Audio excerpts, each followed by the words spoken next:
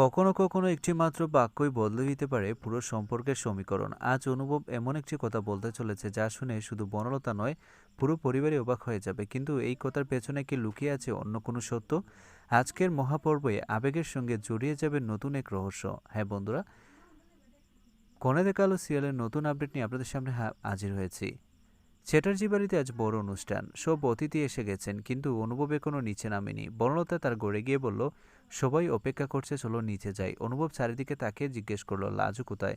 বনলতা অবাক হয়ে বলল, ওর শরীরটা একটু খারাপ, তাই নিজের গড়েই আছে। অনুভব কিছুক্ষণ চুপ থেকে বলল, লাজু লক্ষ্মী আমার, তুমি না এলে আমি অনুষ্ঠানে যাব না, আগে ওকে নিয়ে এসো। দরজার বাহিরে দাঁড়িয়ে থাকা বনলতা এই কথা শুনে থমকে গেল। তার চোখে বিস্ময়। সে ভাবতে লাগলো, অনুভব হঠাৎ লাজুকে নিয়ে এত চিন্তা করছে কেন। ঠিক তখনই একজন কাজের লোক দৌড়ে এসে বলল, ম্যাডাম, লাজু করে নেই, কোথাও খুঁজে পাওয়া যাচ্ছে না। বনলতার অনুভবের সঙ্গে চমকে উঠল। লাজুর ঘর ফাঁকা দেখে পুরো পরিবার উদ্বিগ্ন হয়ে পড়ল। অনুভব বারবার ফোন করলো, লাজুর মোবাইল বন্ধ। বনলতা চিন্তিত গলায় বলল, সকালে তো ঠিকই ছিল, হঠাৎ কোথায় গেল? ঠিক তখনই বাড়ির এক কাজের লোক একটি ভাঁজ করা চিঠি এনে দিল। চিঠিতে লেখা, লাজুকে খুঁজতে যেও না, সত্যজনের শাস্তিও পেতে শুরু করেছে। চিঠিটি পরে সবাই স্তব্ধ। অনুভব ধীর গলায় বলল, আমি লাজুকে কিছুতে একা ছাড়ব না। এমন সময় অনুভবের ফোনে একটি ভিডিও এলো। ভিডিওতে দেখা গেল একটি অন্ধকার ঘরে বসে আছে লাজু, তার চোখে ভয়। ওপাশ থেকে একটি বিকৃত কণ্ঠ ভেসে এলো, অনুষ্ঠান ভুলে যাও, লাজুকে জীবিত ফেরত চাইলে একাই পুরনো কারখানায় এসো। ভিডিও শেষ হতে অনুভব কাউকে কিছু না বলে বেরিয়ে পড়লো। দূর থেকে সবকিছু দেখে বনলতা বুঝতে পারলো অনুভব কোনো বড় বিপদের দিকে এগিয়ে যাচ্ছে। অনুভব একাই পুরনো কারখানায় পৌঁছালো। চারিদিকে নিস্তব্ধতা। হঠাৎ একটি কণ্ঠ ভেসে এলো, আর এক কদম এগুলে লাজুর প্রাণ যাবে। অনুভব থেমে গেল। ঠিক তখনই আলো জ্বলে উঠল। এটি চেয়ারে হাত পা বাঁধা অবস্থায় বসে আছে লাজু। অনুভব চিৎকার করে বলল, লাজু ভয় পেও না, আমি এসেছি। লাজু কাঁদতে কাঁদতে বলল, না অনুভবদা, এটা ফাঁদ, আপনি চলে যান। ঠিক সেই মুহূর্তেও কয়েকজন মুখোশধারী লোক চারিদিক থেকে বেরিয়ে এলো। তাদের নেতা হেসে বলল, আজ তোমাকে এখানে আনার জন্যই লাজুকে ব্যবহার করেছি।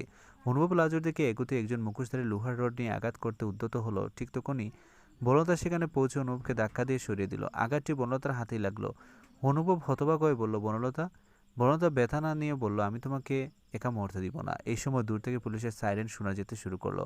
মুখোশধারী পালানোর চেষ্টা করতেই তাদের নেতা একটি খাম ছুঁড়ে ফেলে বলল, এই খাম খুললেই জানতে পারবে লাজুকে আমরা কেন টার্গেট করেছি। খামটি তুলে নিয়ে অনুভব, বনলতা আর লাজু একে অপরের দিকে তাকিয়ে রইল। অনুভব কাপা হাতে কামটি তুলল। ভেতরে একটি পুরনো ছবি, কয়েকটি নথি এবং একটি চিঠি। চিঠিতে লেখা, লাজু এমন এক সত্য জানে যা প্রকাশ পেলে অনেক মুখোশ খুলে যাবে, তাই ওকে সরিয়ে ফেলাই ছিল আমাদের পরিকল্পনা। ছবিটি দেখে বনলতা বিস্ময় বলল, এই মানুষটা তো। ঠিক তখনই একজন বৃদ্ধ সামনে এসে দাঁড়ালেন। তিনি শান্ত গলায় বললেন, সময় এসে গেছে সব সত্য জানার। বহু বছর আগে লাজুর পরিবারকে ধ্বংস করার যে ষড়যন্ত্র হয়েছিল, তার সঙ্গে পরিবারের যুগ আছে। এই কথা শুনে সবাই স্তব্ধ হয়ে গেল। অনুভব ধীর গলায় বলল, যে এর পেছনে থাকুক, এবার আর কাউকে ছাড়ব না। ঠিক সেই মুহূর্তে অনুভবের ফোনে একটি ভিডিও বার্তা এলো। ভিডিওতে মুখোশধারী নেতা হেসে বলল, আজ লাজুকে বাঁচিয়ে নিয়েছো, কিন্তু আসল খেলাটা এখন শুরু হবে। এবার তোমাদের কাছের একজন আমাদের হয়ে কাজ করবে। ভিডিও শেষ হতেই সবার মুখোশ খুলে গেল।